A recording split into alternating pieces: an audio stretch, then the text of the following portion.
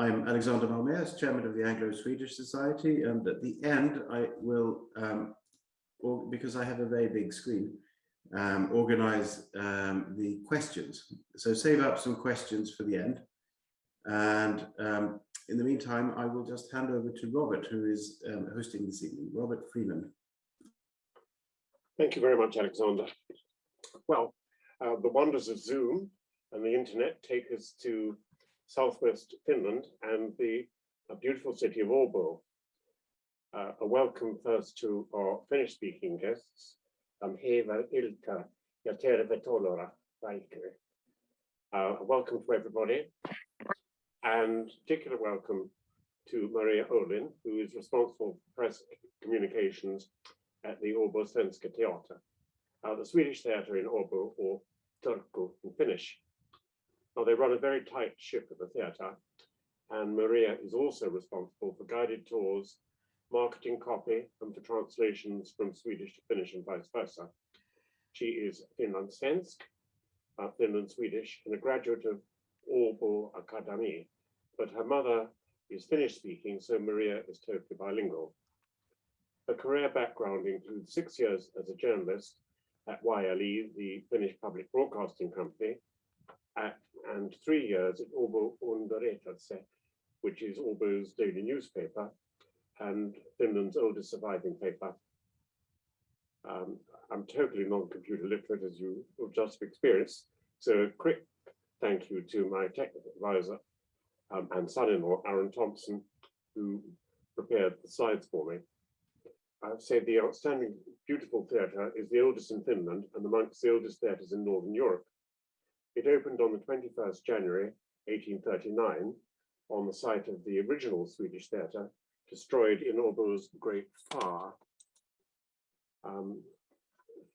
Here we have the Great Fire. It doesn't look like a very effective effort to put it out, which is probably why it spread so fast and so extensively.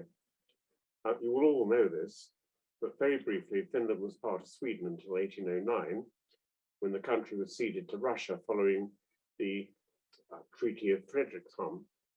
Åbo briefly became the capital of Finland until the Emperor Alexander moved the capital to Helsinki in 1812. Swedish remained the language of the theatre and of theatre going public, with most of the actors coming from Sweden. It was not until 1869 that the first tentative steps were made to introduce Finnish as a language of the theatre. And here we have the Swedish actress Charlotta Ravintohjelm, who acted in Finnish for the first time of any play being produced in Finland in Finnish, and it was Lear by Alexis Kivi, one of Finland's greatest playwrights, and as a lot of you will know, his most famous work was Seitsemän veljestä. And here he is, in the snow, I'm afraid, looking rather green, but one of Finland's really great authors. And Turku is also known, Åbo, for the magnificent Turun Linna, almost the enormous castle, which is now partly a museum in Turku. Turku is also famous for its culinary delights. It's reckoned to be the culinary capital of Finland. It has the only exclusively Swedish-speaking university outside Sweden, and it has the medieval cathedral founded in 1300, the Åbo Domkyrka. It's the seat of the Archbishop of Finland, and of course it has the wonderful Finnish theatre. I will now hand over to Maria. Thank you very much. Thank you. I'm happy to be speaking to you and telling you a little bit about the Swedish theatre in Turku, Finland. I'm afraid my English is not as good as Robert's or any of you, but he wanted me to talk in Swedish and in English and not in Swedish, which is okay. But you have to help me out if I if I don't find the right words. So as Robert said, and as you heard, Turku, Finland, Åbo is the oldest town in Finland. Åbo Underrättelser, the daily newspaper in Swedish in Turku, is the oldest surviving newspaper. Åbo Svenska Theater is the oldest theater in Finland, and so on and so on.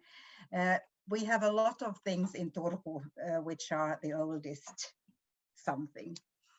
And Åbo Akademi, which is the Swedish-speaking university, is situated in Turku, the only Swedish-speaking university outside Sweden. And that was also the university I went to and got my degree.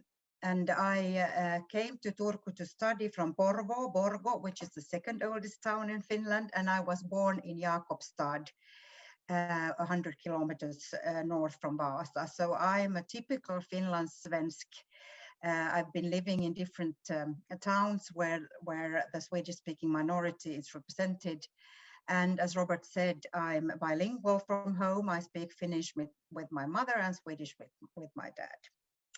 So this is a little bit of from my background. And now I'm going to share presentation, some pictures just to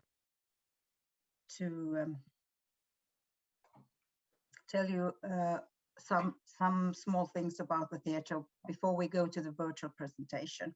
So this is the facade of the Swedish-speaking theatre in Turku. And it was built in 1839, as Robert said, and Finland was a part of Russia at that time. The facade is the art of architect Carl Ludvig Engel. He might be a familiar name to some of you, and he was the city architect at that time. So he was behind the facade, and he designed the facade. But all of the rest was planned by another architect called Johan Jülich.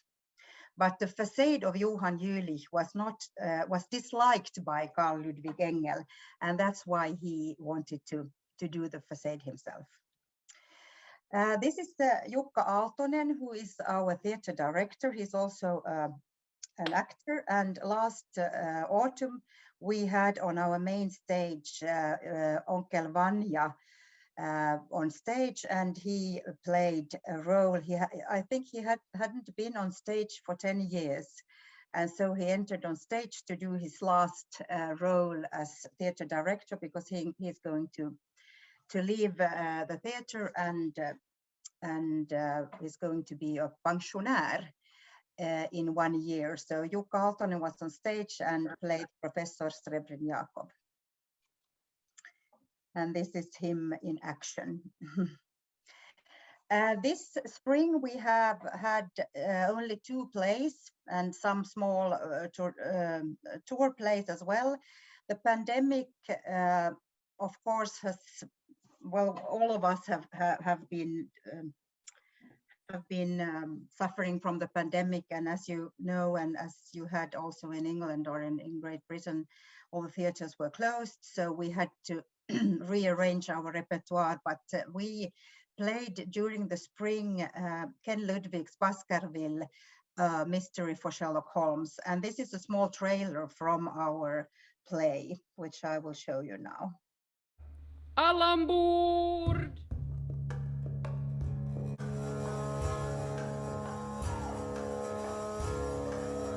Om ingen har checkat in så... Mr. Holmes! Har vi gårdagens Times? Precis här.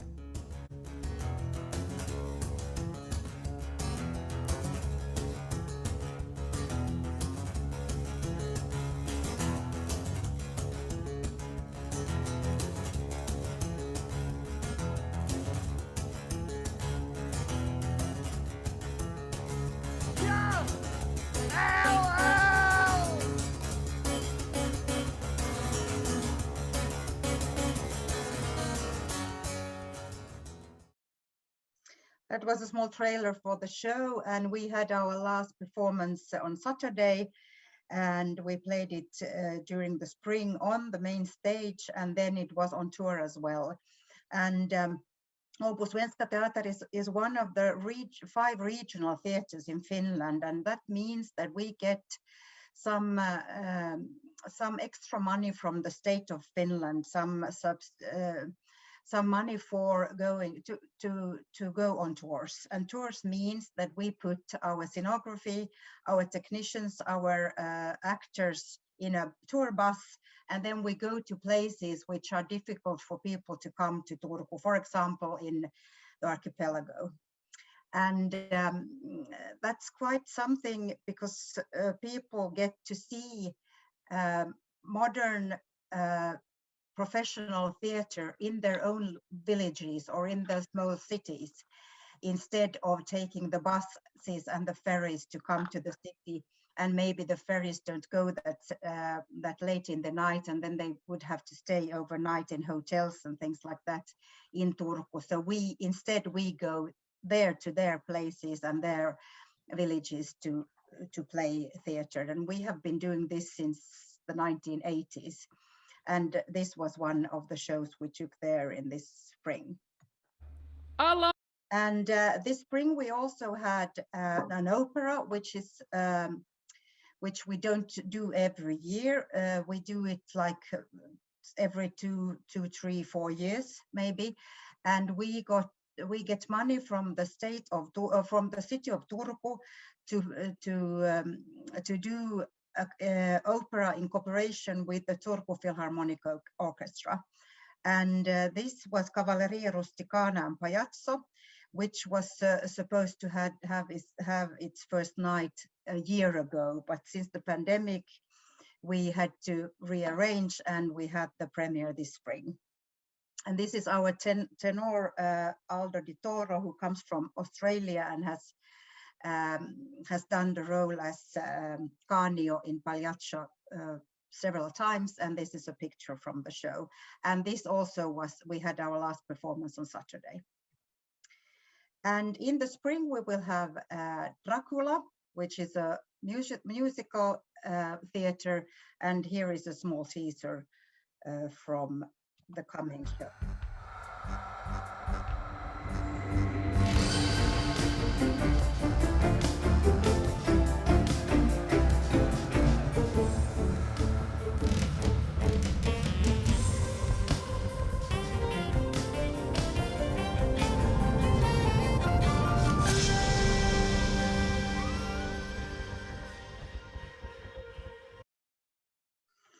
There are some of our shows, and this theater is a small theater.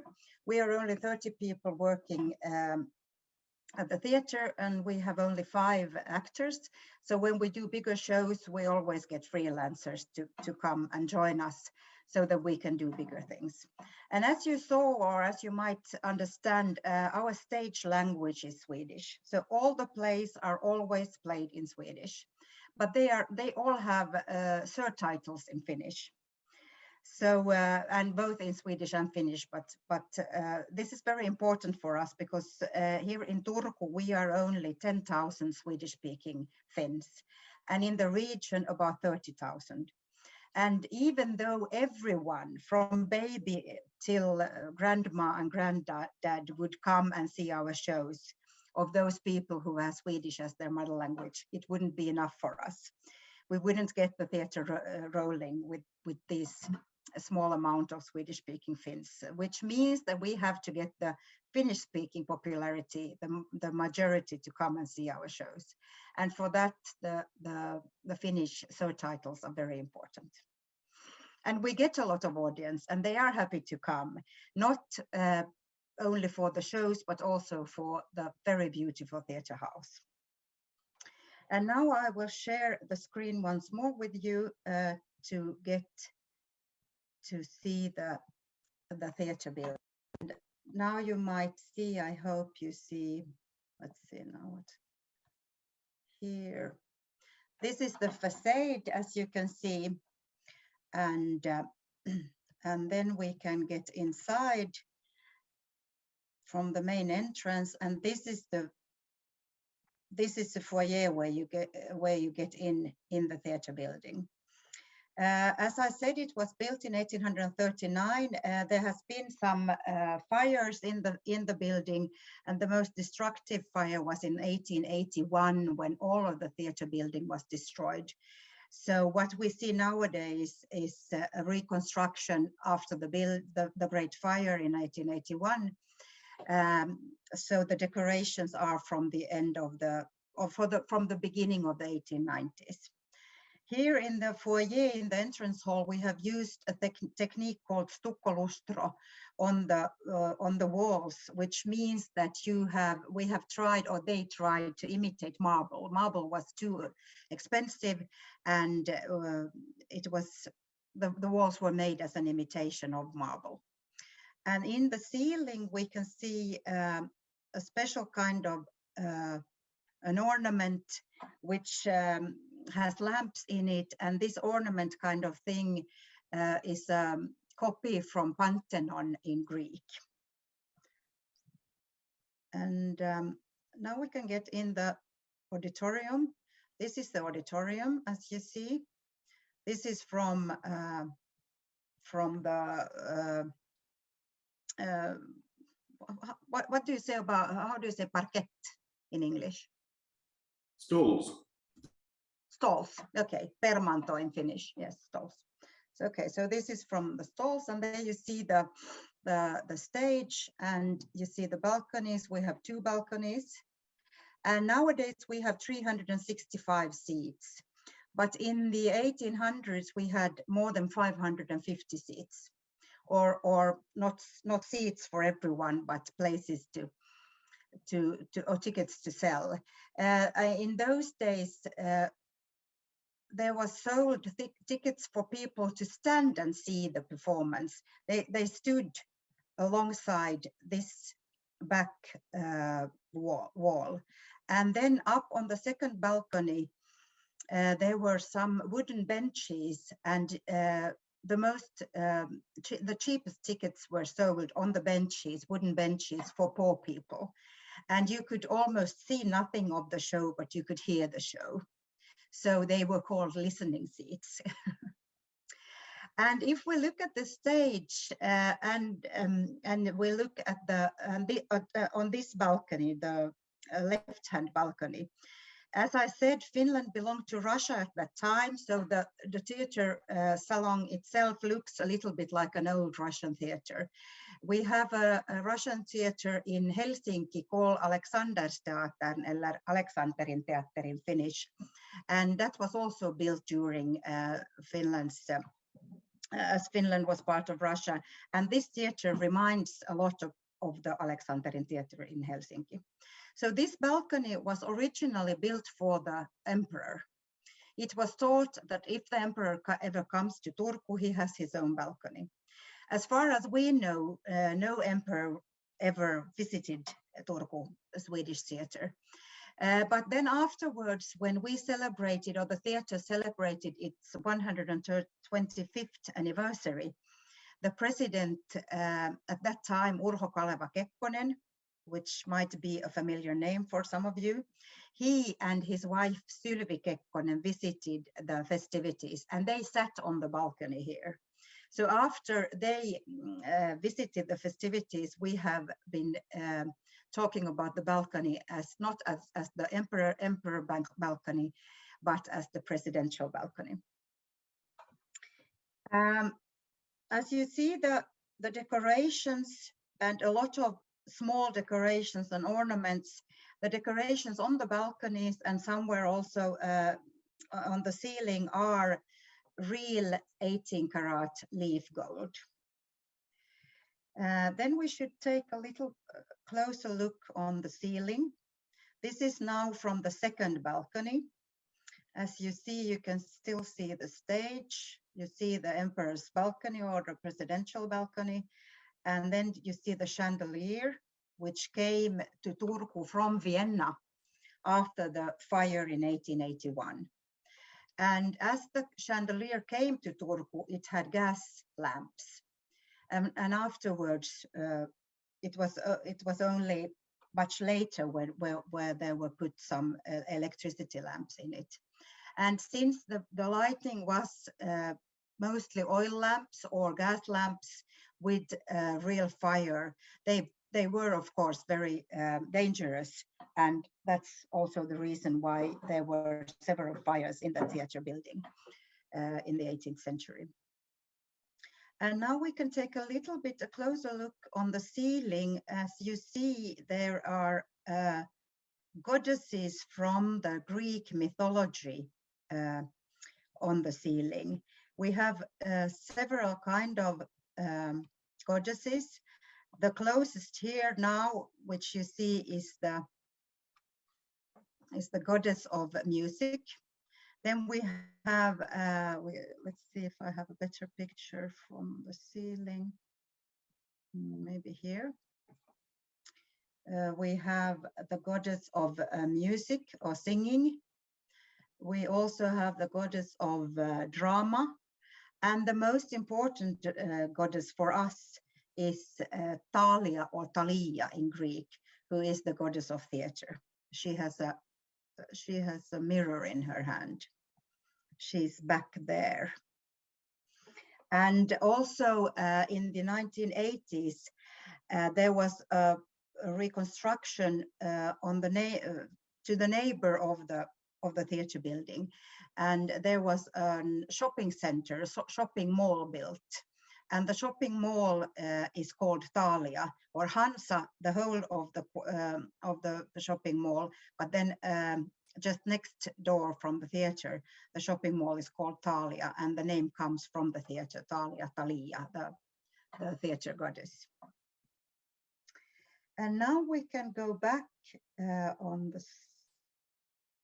here, and then we can raise the curtain. The curtain is one big oil painting. And when we raise the curtain, it goes up in one piece to the tower, to the theater tower or the scenery tower, which is 16 meters high.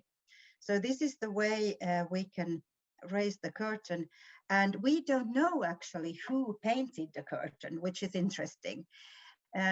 By now, we haven't got any proof of who painted the curtain, but there is a curtain looking a little bit like our curtain in Ystad in Sweden, and another curtain in Pori, Björneborg, a small town about 160 kilometers north from Turku.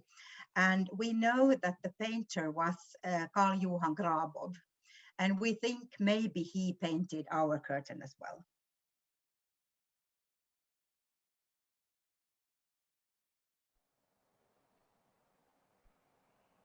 So this is the way we raise the curtain. It goes up to our stage tower, which is 16 meters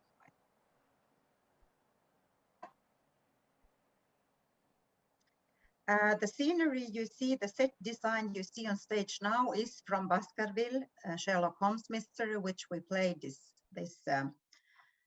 spring. And we can go closer to the stage and see this is now where we are in the middle of the set design. Now we are going backstage, and I hope that you can hear the explanation of what's going on backstage. Let's see. This is an actor preparing for a show. I hope you hear. 10. Actor preparing. The core of an actor's work is telling stories. Actors usually rehearse a new play in approximately 8 weeks. The way in which an actor learns his or her lines is very individual. You need to understand your character and why they act and think and talk in a specific way. The ensemble and the director create each specific story together. Then they rehearse to remember everything. Make adjustments, try on clothes, struggle with difficult buttons, and get illuminated by bright spotlights. Up until the premiere, the actors get help from a prompter. But after that, they are on their own. If they forget something, the colleagues will help them out. Sometimes there is only 30 or 40 seconds to change for a different role. Hey, you forgot your teeth!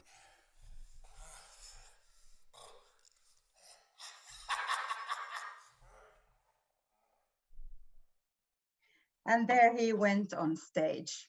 I think this is quite nice. We have put to the virtual presentation some video clips which are rather funny.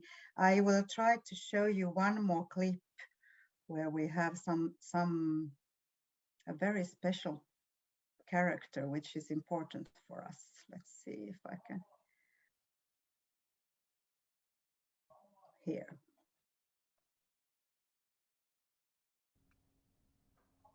There should be a character appearing. I hope you see her. This is one of our ghosts. We have two ghosts in the theater, which is important, of course, in old buildings and in old theaters. We have, most of the theaters have ghosts, and we have two. And the first ghost is a female ghost, and she was an actress in the end of the 18th century. And there are several stories about her. One is that she was unhappily in love, and when she died, her soul didn't rest, so she stayed, and she still is in the house. You can hear her. She's walking on the stage bridges, and but she's very friendly. And the other ghost is a male ghost, and he's friendly too, but he works, and he works really hard. So when we are close to first night and we are not yet ready with all of the sets, he works in the wooden Verkstad. What's that in English again? Like where we build our sets. Workshop. Workshop, that's right. And so you can hear the male ghost in the workshop. And then when you go there, you see no one. Okay, maybe a few places still. This is our makeup department, where we do wigs and mustaches and beards and all of the makeups. A very small, only 2 small rooms and 2 people working. So most of the actors do their own makeup because we don't have any time or resources to help everyone. This is the Dressmakers Workshop. Also only 2 people working here. And sometimes, for example, when we had Jesus Christ Superstar, the musical, we had more than 200 dresses and only 2 people working in the series. So we have to start very early, 6 months, 7 months, 8 months before the premiere. And then of course we get some help, some extra people to do things and help us out, but still we are not many, so we have to plan carefully and start working early so that we get everything ready. This is the wooden workshop. As you can see, this is where the set designs are built.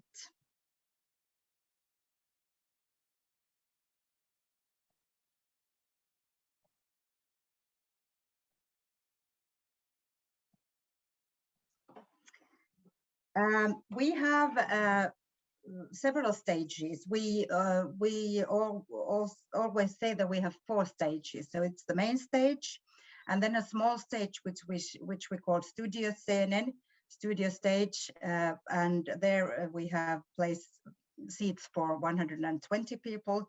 Then we have Tiljan, a stage which is in the cafeteria in the theater, where we can do some smaller shows, and you can also enjoy a drink or something to eat and look at the show at the same time. And then the 4th stage is the tournée stage, which I told you about earlier, when we go on tour, which is also very important for us. Now, about the language still, I told you that Swedish is our main language and we act in Swedish and perform in Swedish. This was not always the case. And which is important for us is that the language on stage is Finlandssvenska. So it's not Swedish, it's Finlandssvenska, Finland-Swedish. And it was not until 1919 where the the Finlandssvenska actors rose the questions that why do we not speak Finlandssvenska on stage? Before that, Rikssvenska, Swedish was considered the most beautiful language on a theater stage, and the only Swedish language which was even supposed to get on stage ever.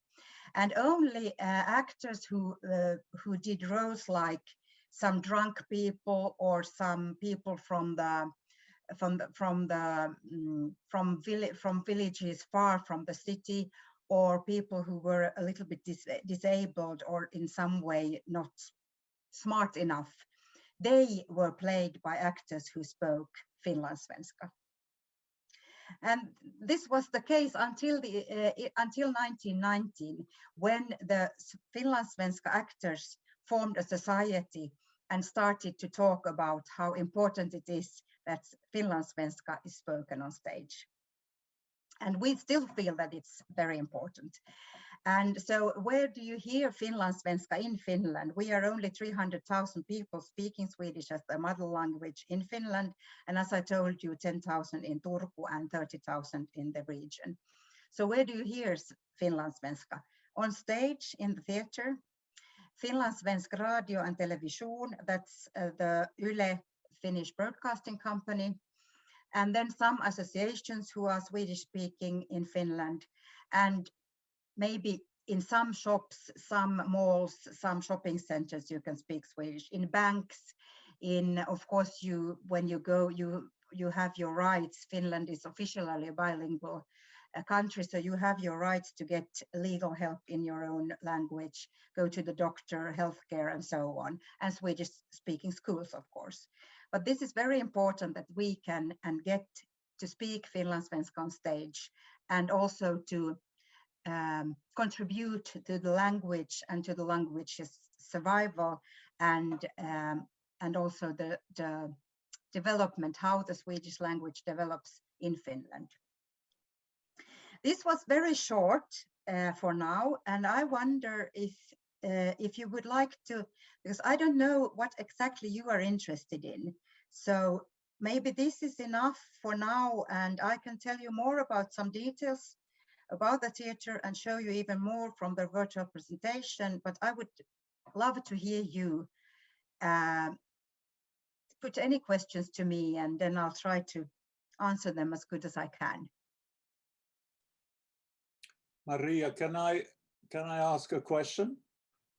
Well, you know that they've done this amazing project in the Tori in front of the building. And I heard when I came to Turku last year that the building is beginning to lean as the result of all the digging that has gone on in the Tori area for the car parks, underground car parks, etc. Is that true, or is that just a good tale? It's partly true and partly a tale. The building is not leaning, because we had a great renovation in 2010, and the building, there were put 300 piles under the theater building. Theater is not leaning, and it's not sinking anymore. Before that, it sank during the first 170 years. It sank about 70 centimeters in the how do you put it, in the soil under the theater. So we have the piles, and the theater is not leaning. But the digging and the very hard and big work they have done under the market square has affected all of the old buildings around the marketplace or the market square. So we can see cracks in the building, and we can see different things happening to the building during this time. And so now the digging is done, and the parking area is ready, and they are putting the lid on. So in September, all the work will be done and will be ready. And then after that, I think in 2024 or 2025, we will start a very big renovation of the theatre building, which is going to be done for several years, I think. Thank you. Who's going to ask next? I think we lost Robert Freeman, our host, the picture. Perhaps you could reactivate your, there we go. Excellent. Who else wants to put their hand up? Did Jesus Christ Superstar get sung in Finlandssvenska? Yes. So did you get a translation especially for that, or was it recycled from Stockholm, or what happened? It's very different. Sometimes we get translations from Sweden, from other theatres that have made the same productions. Then we go through the text and we see whether there are words that are not used or very unusual in Finlandssvenska, or if the set is done in a way that you can recognize that it's done in Sweden and we want to put it in our own context. But a lot of the things we do are as a matter of fact, are translated by Finlandssvenskar into Svenska in Finland. So for example, Dracula, which we are going to put on stage in September, is originally a Finnish screenplay, and we have had it translated by a Finlandssvensk translator to Swedish. So it depends on the show how we do it with the language and the translations. Maria, I was going to ask, how close is the cooperation with the other Swedish-speaking theatres in Finland? I mean, obviously, particularly the Svenska Theatre in Helsinki, but there's 6 of you all together, and I just wondered how close that cooperation was. It depends. We have Svenska Theater in Helsinki, Helsingfors, which is the biggest Swedish-speaking theatre in Finland. Then we have Vasa Theater, which is in Vasa, Swedish-speaking theatre, and Åbo Svenska Theater. These are the big ones. Like we call them institutionsteatrar, institutional theatres. And then we have smaller theatres. For example, Virus in Helsinki is a rather big Swedish-speaking theatre. Klokkrike Theater in Helsinki is also rather big. And but it depends on the theatre. How should I put it? We have some cooperation, mostly doing mutual campaigns or mutual meetings, or to get together and to talk about things that we go through, to talk about things how we work in Swedish in Finland, but we seldom do mutual plays. We have had something we have called stafette, that we go on tour to Vasa, and then Vasa goes with the play to Helsinki, and then Helsinki comes to us with the play, and then we go on like this for a couple of weeks in every theatre, which is rather nice. This is a way for us to show theatre in Svensk Finland for other audiences than our own. So this we do sometimes, and we have had plays as well where we get, like, all of the theatres give 1 or 2 actors to one play, and it's rehearsed. For example, in Helsinki, and we have 1 actor from Turku and 1 from Vasa and 2 or 3 from Helsinki. And then they rehearse in Helsinki, and then the group gives the show in all of the 3 cities. But it depends on the repertoire and who is in charge in the theatres and how well they know each other and so on. But these are the things we do from every now and then. We talked when we were planning this a little bit about the movie Tore, I mean, how important do you think, for people who don't know, Turku is the first mainstream film, I think it's right to say, that was produced in Finland Svenska, and is obviously the life of Turku. How important do you think that is in bringing Finland Svenska to a larger audience? Well, Tove Jansson is very important, of course, and she, her existence and the Moomin Trolls and all of her literature and all of her art has been and has had an enormous impact on Finland and on Finland Svenska, of course.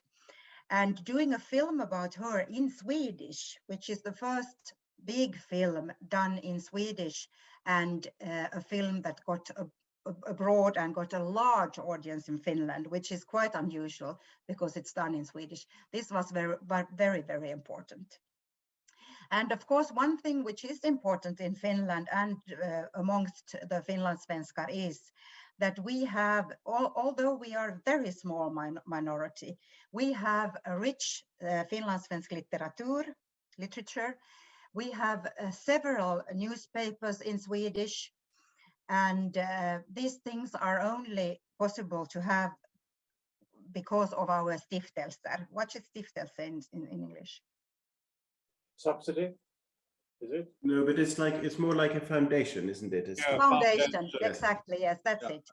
Svenska Kulturfonden, which is one of the most important foundations for the Swedish-speaking Finns, is a very generous foundation and has also as its main goals to give money to projects, to theater, to literature, to culture, to various things that are important for any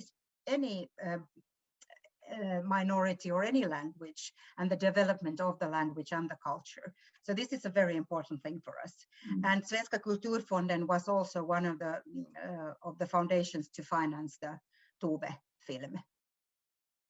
I hope I answered your question. Thank you very much.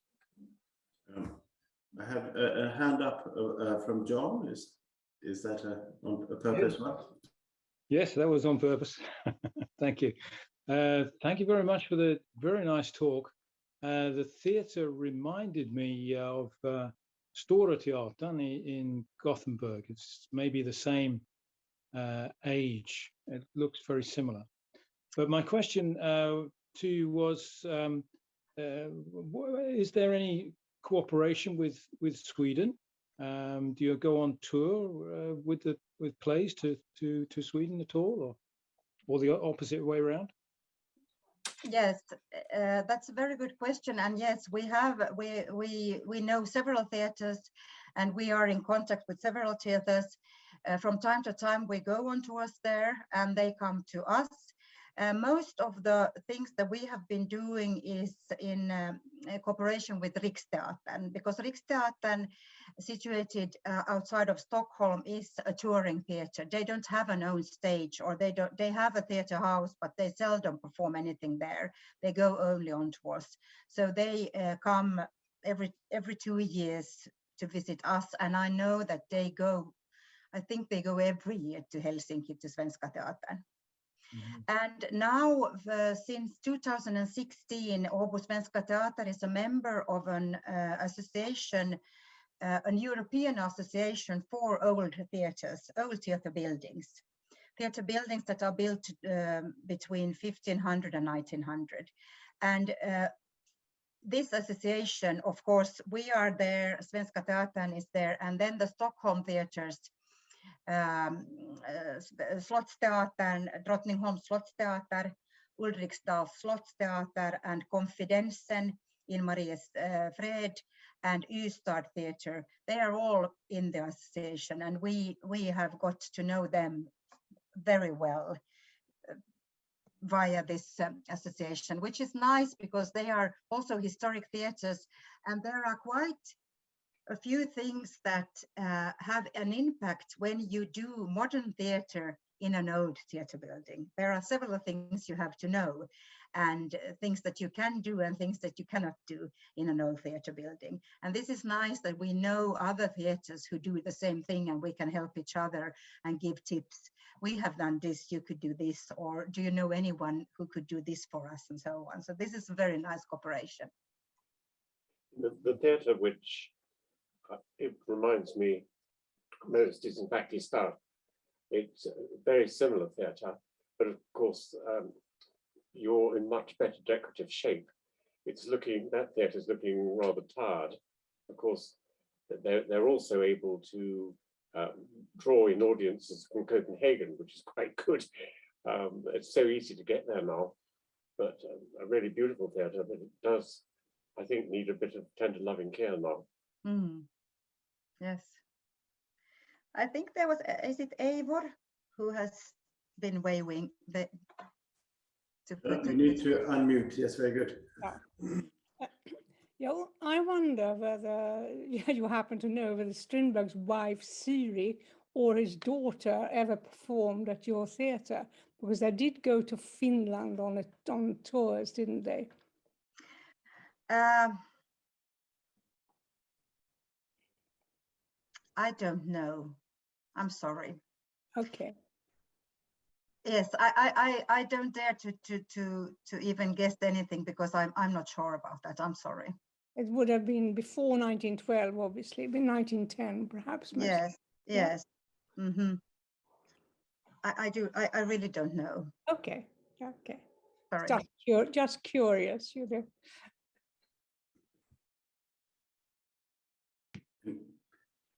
Sorry, I seem to be asking a lot of questions, but because I'm so interested in it. But do the other Swedish-speaking theatres exclusively show performances in Swedish?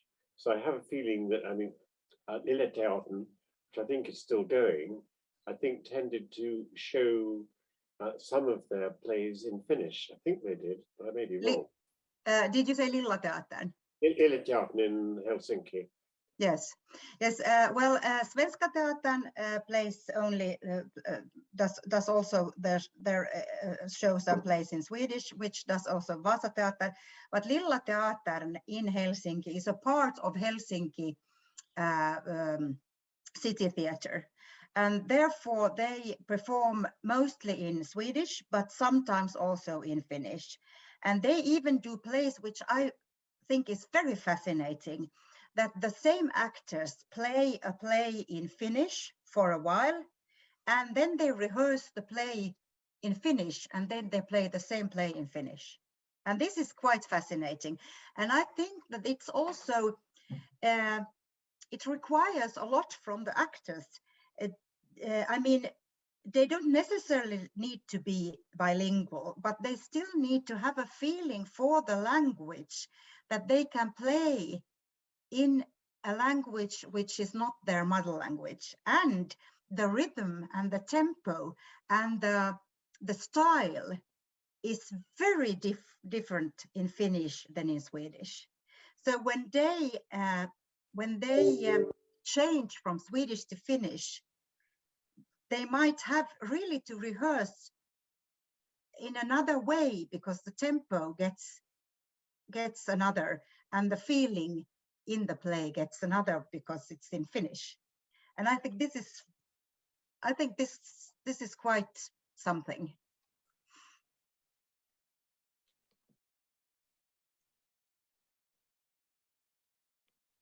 Can I tell a story?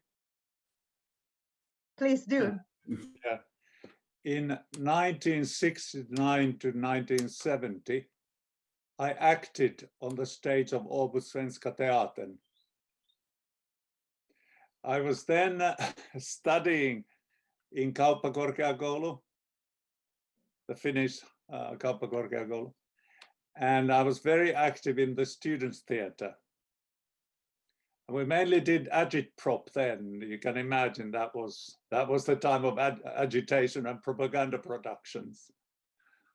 And we had a play by Sandra-Ki Åberg. He's a Swedish writer, and it was a radical political piece. And we did a co-production between the Students' Theatre and Åbo Svenska. And I auditioned for a part in it and got quite a big part. And it was several sketches put together, and they all had more or less the political message, a bit lefty message those days. And I particularly remember one scene where I was acting with Janina Bergman. Janina is a personal friend, or became a personal friend. And Janina and we were bacteria. And we were infecting the environment with our political ideas. And it was a brilliant production. I so loved it. And it's amazing what happens when an amateur plays with a professional. Your own level of performance in acting goes up because you kind of relax when you're together with a professional. And I totally relaxed. And I always remember the review afterwards. That was a highlight of my acting life. Åbo Underrättelse wrote, Mr. Alanko clearly has talent for comedy. So I've kept that little cutting. That was the highlight of my career in acting. But there's another part to this story then, because we became friends, Janina and myself. And she, of course, continued playing as a professional in Åbo Svenska, and then left and then came back and has done a lot of all sorts of important roles like Helen in Helen Schärfbeck's story. Well, she also did 2003 Rose, the story of a Jewish lady who survived the Holocaust. And she won a major prize for her monologue. And I just checked, Maureen Lipman has just done the Rose in Manchester in a small intimate theatre. Well, I was so impressed by Janina's Rose that I said to her, why don't I bring you to London? And so I then got in touch with a number of small theatres here, and the one in Hampstead, the small theatre in Hampstead, expressed interest in bringing Rose to London in Swedish. And I then became the producer of that show. And Janina came and we did the show in Hampstead Theatre. And I marketed it to all the Scandinavians, Nordic people in here, and it was a great success. And it was just so wonderful to see my old friend, acting friend from Åbo, in Hampstead doing Rose in Swedish. That was a very special moment, and we're good friends till today, and we'll come again and see Janina in June in Turku. So those were my connections with Åbo Svenska, but you can imagine it's an emotional connection with the building of the people there. Lasse Svedberg, I remember, was the artistic director then in 1968, 97, when we did other co-productions as well. Yeah. What a lovely story. Yes, Janina is still going strong, and she is a very active pensionär, and she comes to visit, and yes, and you're absolutely right. Rose was her once in a lifetime, really, really, really good show, and a very touching and very moving. Mm-hmm. Yes, that's nice to know. And I think we're all extremely fascinated by the idea of playing bacteria on stage. As I say, those were the days of agitprop, so it tended to be. I remember my father, who was very much a center party man, and not really prone to lefty ideas. He was very upset when he saw me being in a lefty play and a bacteria. Well, if you repeated it, it would be bound to go viral. Yeah. Yes. Anyone else? I can see the screen. We're very grateful for the insight behind the scenes and the little stories and the building and the company and how it connects with other companies. It's been a real pleasure and privilege, and thank you, Robert, for bringing us all together. And so on. You want to say something? I want to say thank you very much, Maria. And that's fascinating insight into the theatre, the life of the actors, and also the pivotal role that the theatre plays in the social life of Turku, but also the insights into the language and the importance, really, to Finland of its minority language, and the fact, I mean, you talk about Finland-Svenska, but of course it's not one language, it's several dialects, and there's 2 dialects in the Åland Islands alone, which I find absolutely extraordinary. But no, it was a fascinating evening, and thank you so much for your time in putting it together and sharing it with you. And I think we now have a much better understanding, really, of the importance of Turku, not just somewhere that you catch the boat, the booze cruise to go to Stockholm, but something of an important city in its own right. And thank you very much.